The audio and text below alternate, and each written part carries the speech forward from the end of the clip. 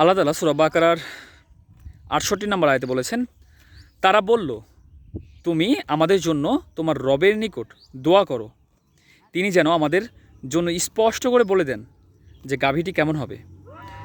সে বলল, নিশ্চয়ই, তিনি বলেছেন, নিশ্চয়ই তা হবে গরু, বুড়ো নয় এবং বাচ্চাও নয়, এর মাঝামাঝি ধরনের। সুতরাং তোমরা করো যা তোমাদেরকে নির্দেশ দেওয়া হয়েছে।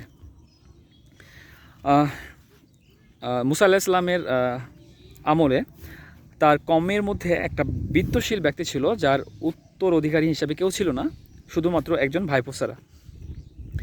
তো তার জমিজাতির জন্য বা যে সম্পদ আছে সম্পদের জন্য তার ভাইপো তাকে হত্যা করে ফেলে এবং সেই লাশটি অন্য আরেকজনের অন্য জায়গাতে ফেলে দিয়ে আসে।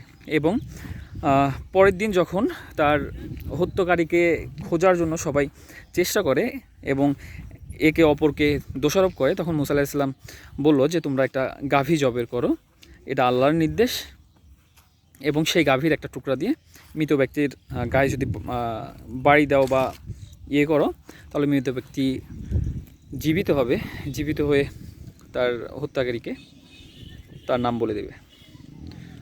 তো এরা যখন মুসা আলাইহিস সালাম তার কওমকে বলল,